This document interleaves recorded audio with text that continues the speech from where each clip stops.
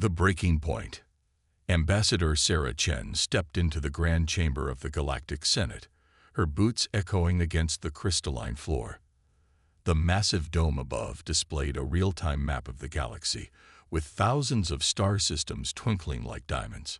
Representatives from over 400 species filled the tiered seats, their forms ranging from the gaseous ethereals floating in containment fields to the silicon-based quartzians, whose bodies refracted light into rainbow patterns.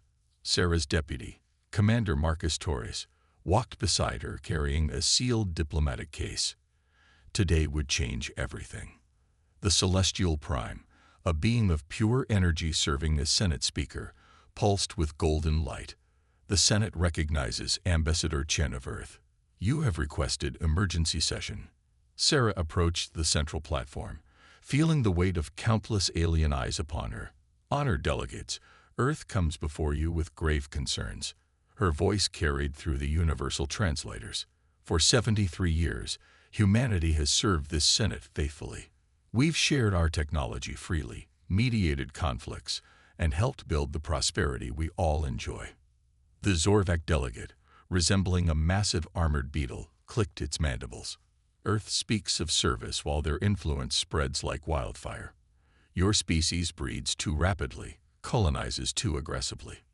We expand through innovation and hard work, Sarah replied firmly.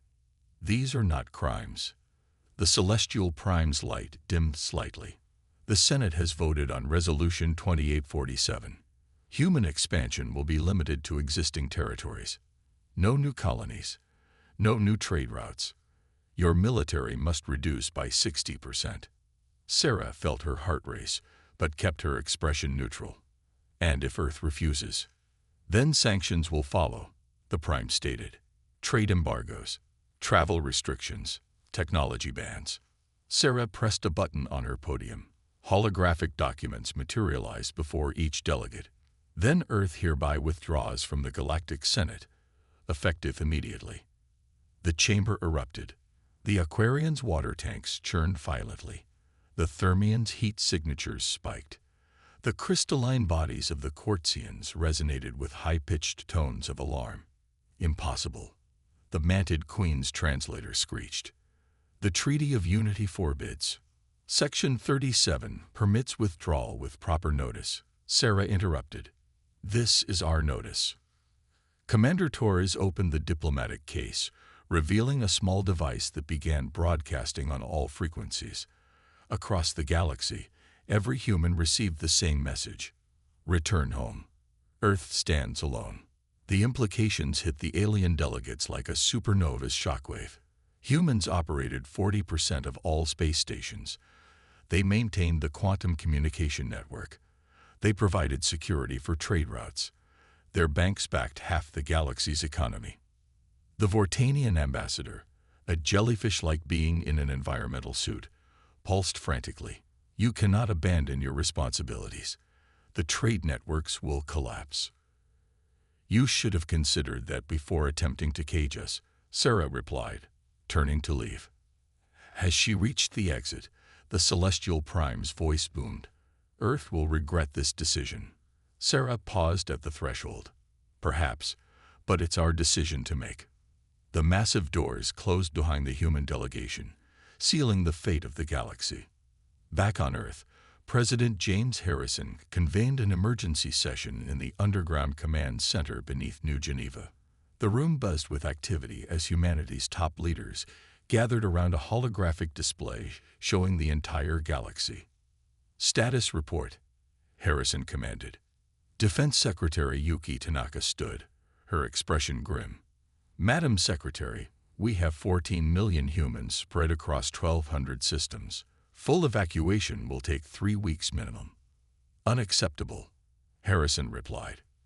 We have 2 weeks before the Senate's retaliation begins. Dr. Raj Patel, Director of Scientific Operations, raised his hand. The quantum shields are ready. Once activated, nothing gets through. No ships, no weapons, no communications. Treasury Secretary Okoye cleared his throat. The economic impact will be severe. We control major trade routes, banking systems, and resource distribution networks. When we withdraw, the galaxy's economy crashes, Harrison finished. I'm aware. Admiral Jessica Stone leaned forward. Sir, are we certain about this? We're isolating ourselves from 400 species. Harrison's eyes hardened. They made their choice. They fear human ambition, human creativity, human growth. They want to keep us small, manageable, controlled. He stood, commanding attention. For 7 decades, we've propped up their civilization. Now they'll learn what happens without us. He turned to the holographic display. Activate Prometheus Protocol. Bring our people home.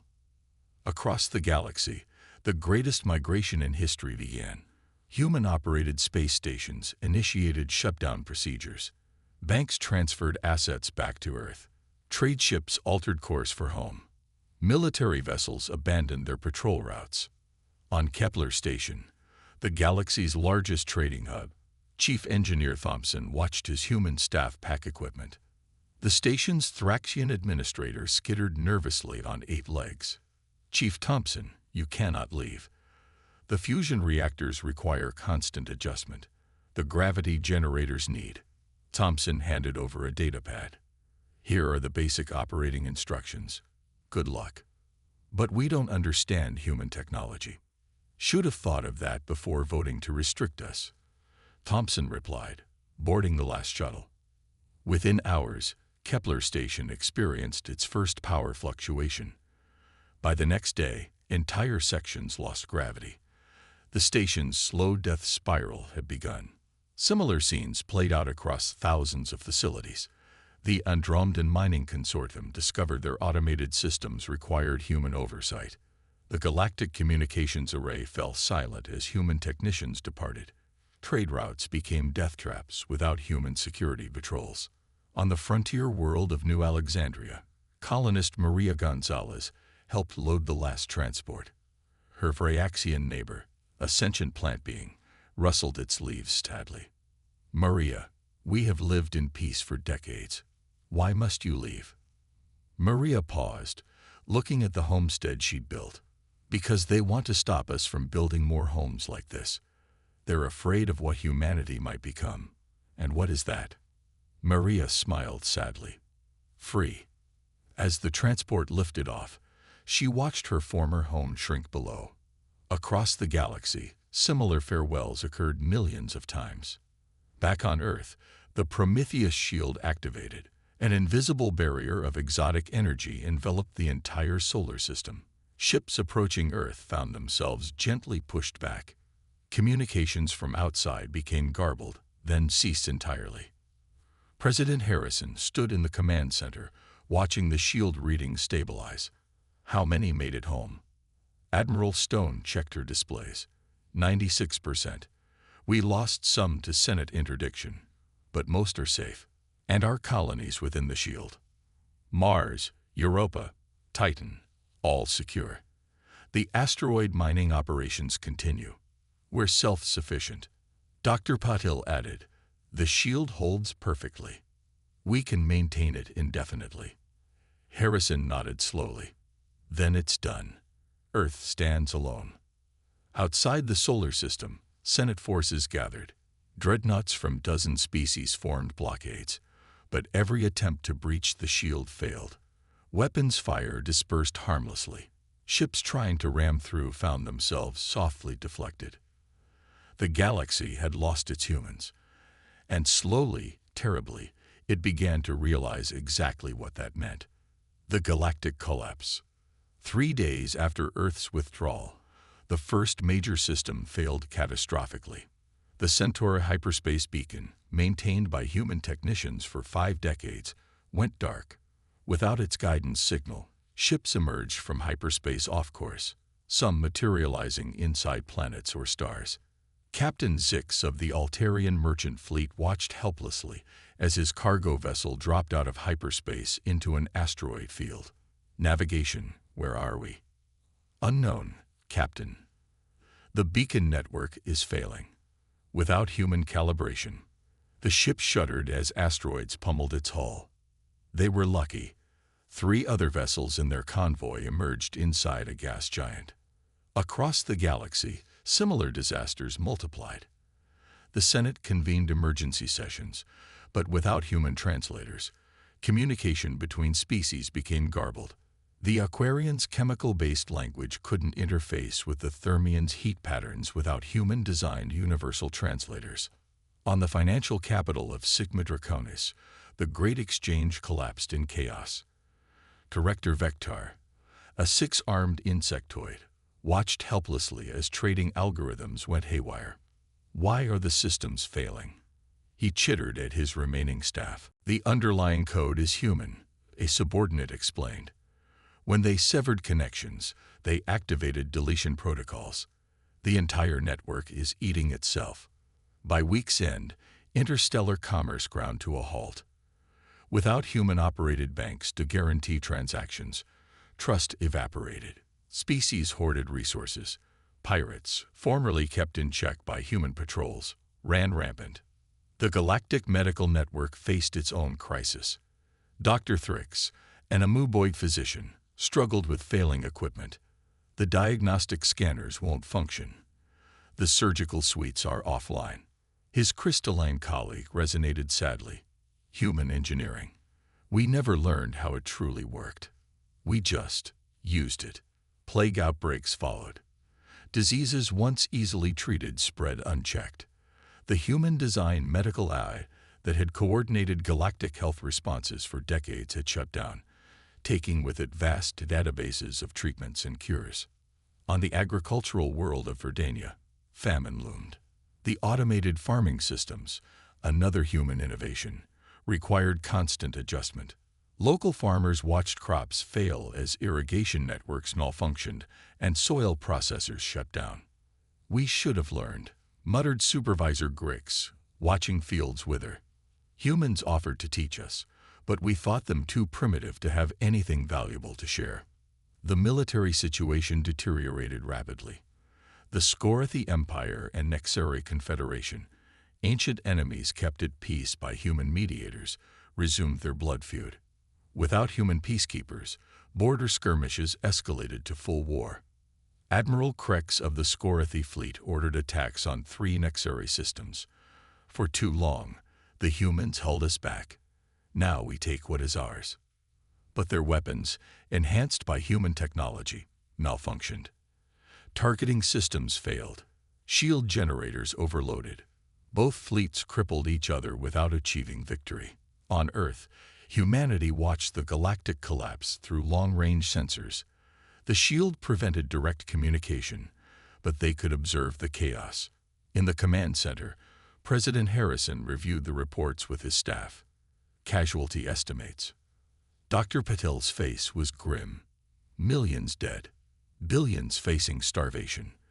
The Vroken homeworld is experiencing complete ecological collapse. Their weather control systems needed human maintenance. Can we help them? Admiral Stone shook her head, not without lowering the shield. And the Senate fleet is still out there, waiting. Harrison struggled with the weight of the decision. Humanity had thrived in isolation. Cities expanded. New technologies emerged without alien restrictions.